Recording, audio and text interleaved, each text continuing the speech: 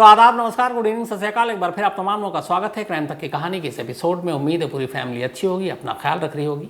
आज की कहानी शुरू करूं उससे पहले एक बार फिर आपको बता दूं कि कुकू एफएम ऐप पर भी आप तमाम कहानियां सुन सकते हैं। ऑडियोग्राफी, बायोग्राफी, अलग अलग सब्जेक्ट की कहानियाँ, रोचक दिलचस्प कहानियाँ, आपकी पसंद की कहानियाँ। और क्राइम तक फैमिली के लिए क्राइम 50 है, डिस्क्रिप्शन में लिंक है। तो जब भी मौका मिले कुकू एफएम ऐप पर भी आप अपनी कहानियाँ सुन सकते हैं। अब आते हैं आज की कहानी के ऊपर। आज की जो कहानी है, इस कहानी को कई जगह की पुलिस खासतौर पर क्रिमिनल जांच के लिए या फिर साइकोलॉजी को समझने के लिए इसको एक केस स्टडी के तौर पर पढ़ाया जाता है कई जगहों पर।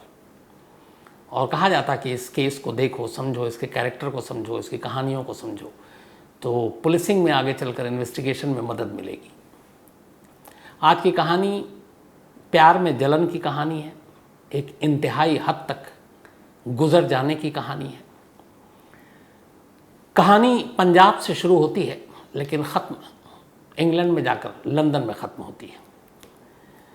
एक किरदार है, पंजाब में एक परिवार में एक लड़की पैदा हुई, उसका नाम था लखवीर। लखवीर बड़े बड़े सपने थे उसके, वो ज़िंदगी को अपने तरीके से जीना चाहती थी, लेकिन घर वाले ने फिर उसकी शादी कहीं तय कर दी। जिस शख्स से शादी हुई उसका नाम था ओंकार सिंह। तो घर वालों की मर्ज़ी के ख़िलाफ़ वो जा नहीं पाई और ओंकार सिंह से उसने शादी कर ली।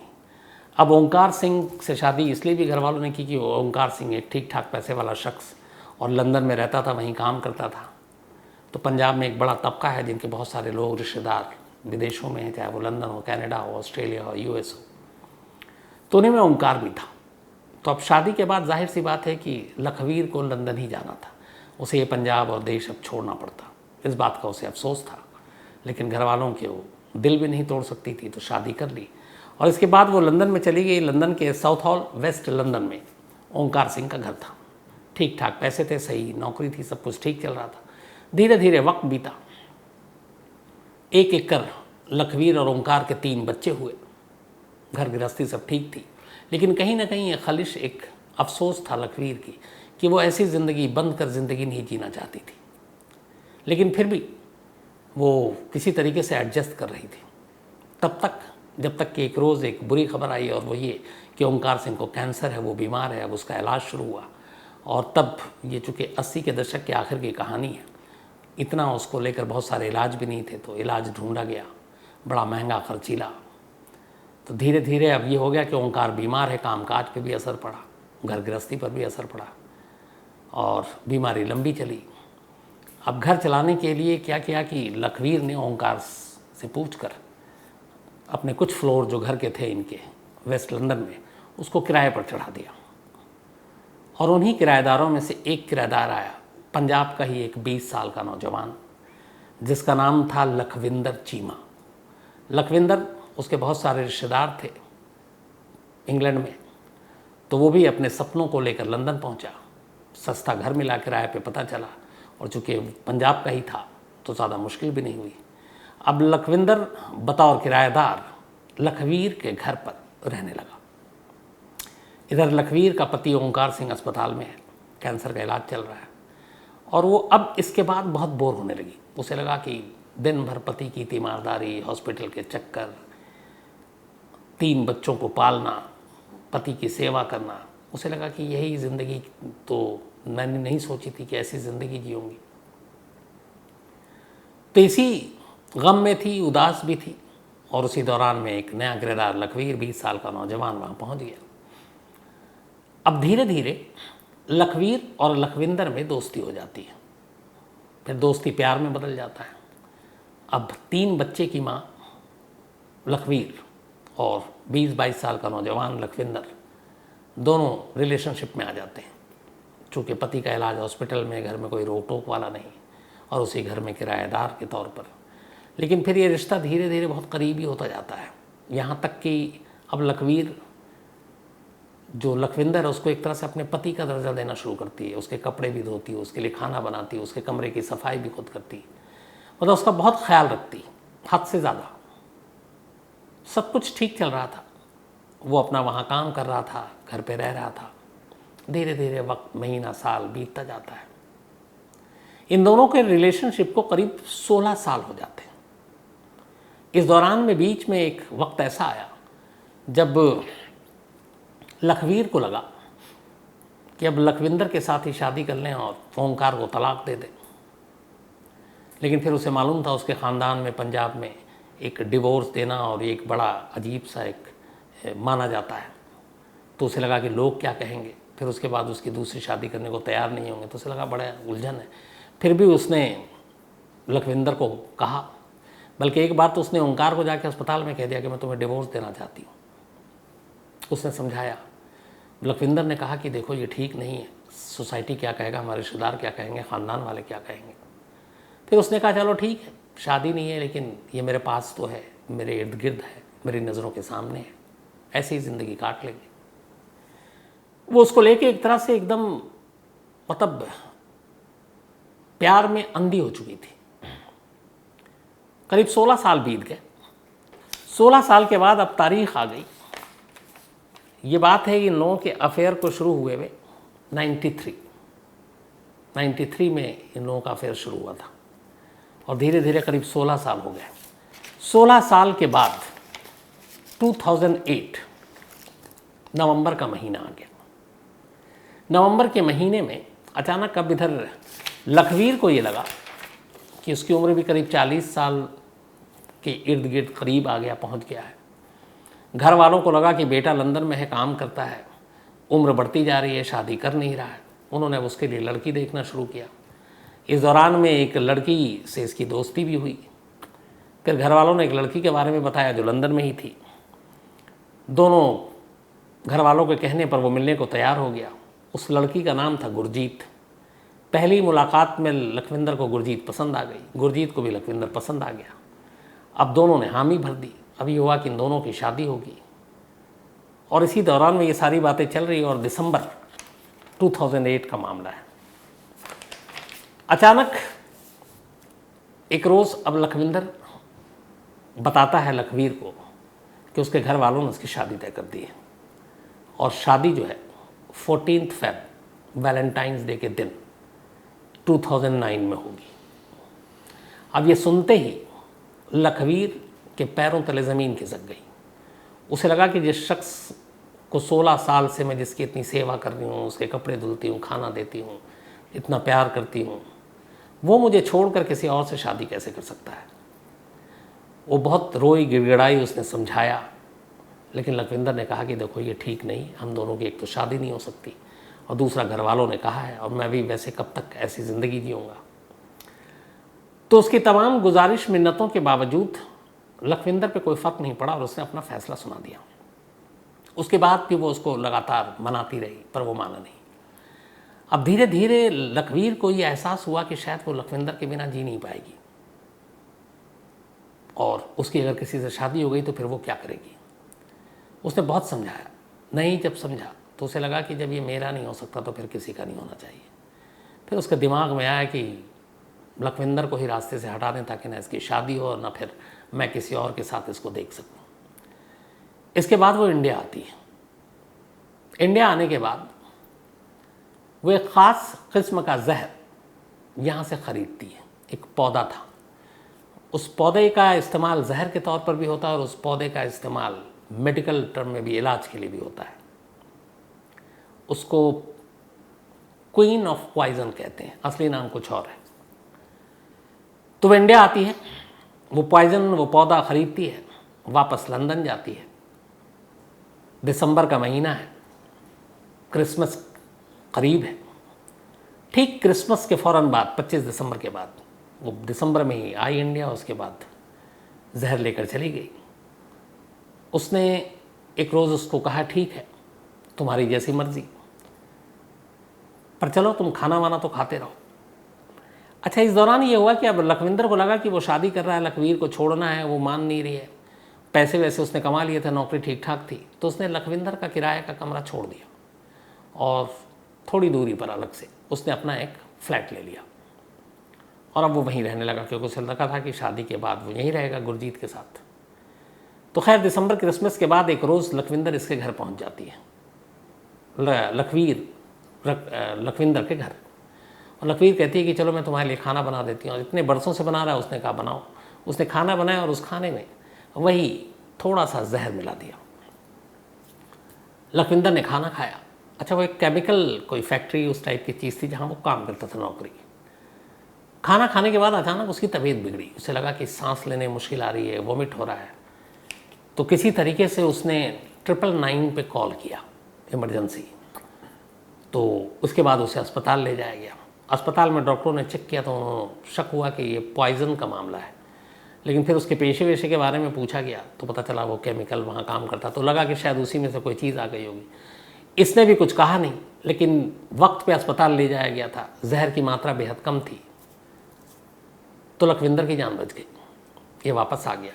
अच्छा, इसी में जब वो हॉस्पिटल गया इस जहर कांड के बाद, तो वहाँ पे उसको अब लखवीर देखने आती है। और लखवीर के साथ वहीं पे उसकी पहली मुलाकात होती है गुरजीत से, जिससे लखविंदर शादी करने वाला है 2 महीने बाद, 14 फ़रवरी, वैलेंटाइंस डे के दिन 2009। तो वहाँ मुलाकात होती है। लखविंदर बताता है लखवीर के बारे में और फिर गुरजीत से मिलाता है। गुरजीत को पहली बार पता चलता है और लखविंदर ने अपने रिश्तों के बारे में पास्ट का बता रखा था गुरजीत को। गुरजीत ने भी अपना पास्ट बता रखा था। तो गुरजीत ने कहा ठीक है, ये तुम्हारा पास्ट था, इससे मुझे कोई मतलब नहीं है। लेकिन लखविंदर अब उसे भड़काने की कोशिश करती है। वो माफ कीजिएगा, लखवीर। पर गुरजीत को सारी कहानी मालूम थी, इसलिए वो अनसुना करती है, बल्कि कहती है कि देखो हम लोग एक नई ज़िंदगी शुरू करने जा रहे हैं, तो प्लीज़ आप हमारी ज़िंदगी में दखल मत देना। ये सब सुनने के बाद वो गई थी देखने के लिए और उसे लगता है कि अब सच में उसकी दुनिया लुट गई है, क्योंकि उसने पहली बार लखविंदर और गुरजीत को एक साथ देखा। फिर उसने सोचा अब ये दोनों पति पत्नी होंगे। उससे ये बर्दाश्त नहीं हो रहा था। फिर उसे लगा कि मैंने जहर कम क्यों दी। हालांकि उसने उस वक्त जहर जानबूझ के ऐसे दिया था कि वो मरे नहीं, बट था कि शायद उसके बाद तबीयत ख़राब हो, उसकी तीमारदारी करे, फिर उसका मन बदल जाए, और इसीलिए वो हॉस्पिटल जाती थी देखने, तो शायद वो बदल जाए, फिर उसके पास आ जाए। लेकिन ऐसा कुछ हुआ नहीं, क्योंकि उसकी होने वाली बीवी उसके साथ 24 घंटे थी। अब इस कांड के बाद लखवीर को और गुस्सा आया। उसने कहा कि मैं बर्दाश्त ही नहीं कर सकती हूँ किसी और के साथ उसे। फिर उसने सोचना शुरू किया। उसे लगा कि नहीं, अब थोड़े थोड़े जहर का मतलब नहीं है, अब सीधे रास्ते से हटाना, जो मेरा नहीं हो सका वो किसी और का नहीं होगा। और फिर इसी की सोच के बाद 27 जनवरी 2009, 27 जैन 2009 को लखविंदर के घर पहुंचती है। वहाँ गुरजीत भी उसके साथ थी। वहाँ जाने के बाद वो बड़ा नॉर्मल कहती, ठीक है तुम लोगों का फैसला है, तुम दोनों को शादी की बधाई, बट इतने सालों से खाना खिला रही हूँ, चलो आखिरी बार खाना खा लो। कोई शक तो था नहीं। उन्होंने कहा चलो, समझाया भी कि सब ठीक हो जाएगा। करी बनाई लखवीर ने, और उस करी में बनाने के बाद चुपके से वही क्वीन ऑफ पॉइजन जिसे कहा जाता, वह ख़ास किस्म के जहर, ग्राम से कुछ कम उस करी के अंदर डाल देती है। पर मात्रा इतनी थी कि वो जहर इतना ख़तरनाक था कि अगर कोई सही डोज ले ले तो फिर घंटे भर के अंदर उसकी मौत तय है। वो करी में मिलाती है, करी में मिलाने के बाद रखती है, और फिर 27 जनवरी की 2009 की बात है, और शाम को वहाँ से निकल जाती है। वो चली जाती है। अब लखविंदर और गुरजीत घर में बचते हैं। ये दोनों खाना खाते हैं, खाने के साथ करी खाते हैं। लखविंदर करी, आपने करी पकौड़े खाए होंगे, तो पकौड़े का पूरा 1 पीस खा जाता है, बल्कि 2 पीस। लेकिन गुरजीत कम खाती है करी।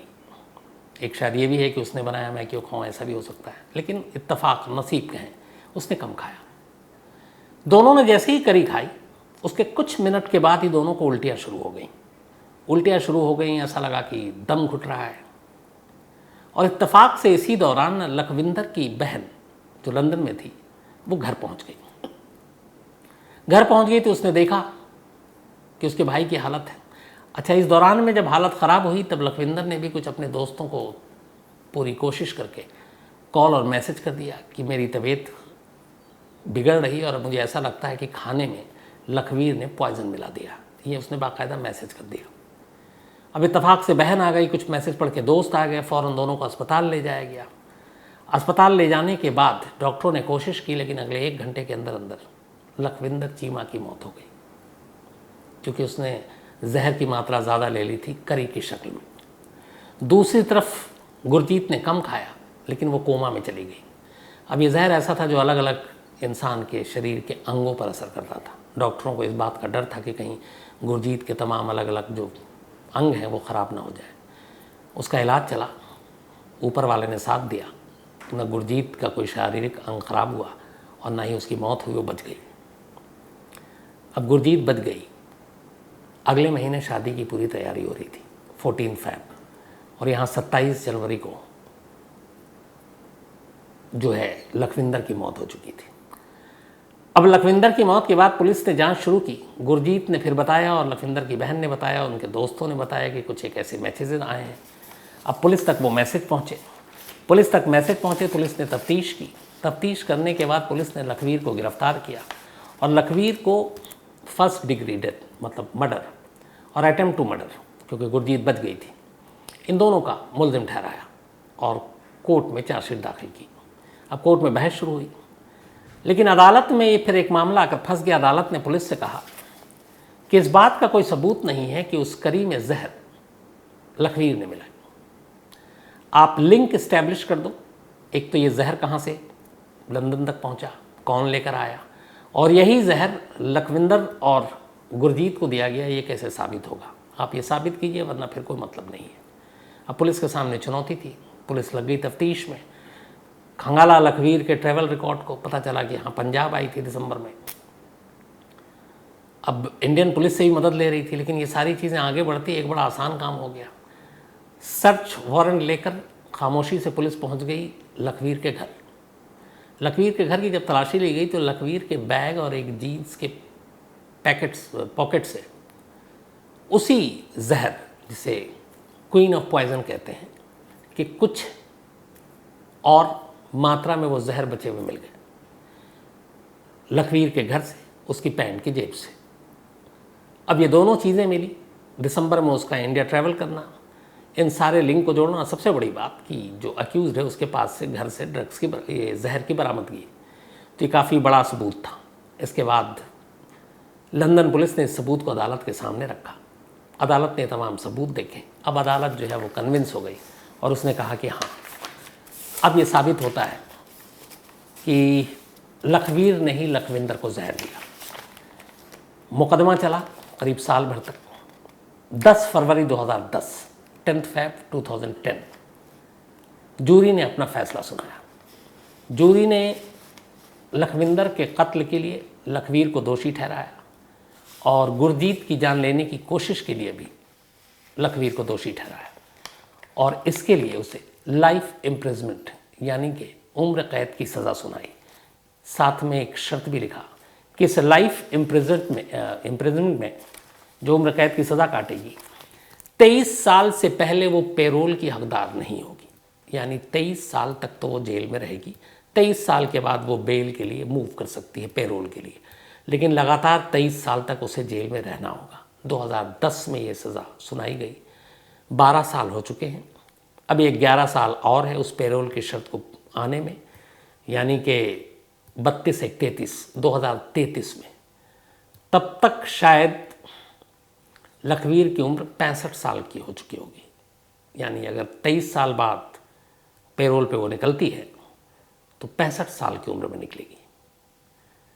तो प्यार, जलन, हसद और फिर उसमें बदले की ये वो कहानी है जिसको मैंने जो शुरू में आपको कहा कि इसको पुलिस इन्वेस्टिगेशन और ख़ासतौर पर क्रिमिनल साइकोलॉजी के तौर पर कई जगह पे सिलेबस में और पुलिस वालों को स्पेशली पढ़ाया जाता है कि ये पढ़ो और इसकी दिमाग और उसकी बाकी चीज़ों को देखो और सीखो और समझो। तो ये थी कहानी जो क्वींस ऑफ पॉइजन के नाम पे भी जानी जाती है। तो आज कहानी में इतना ही। अब आपसे मुलाकात होगी किसी नई कहानी के साथ। अपना ख्याल रखिएगा। Thank you very much.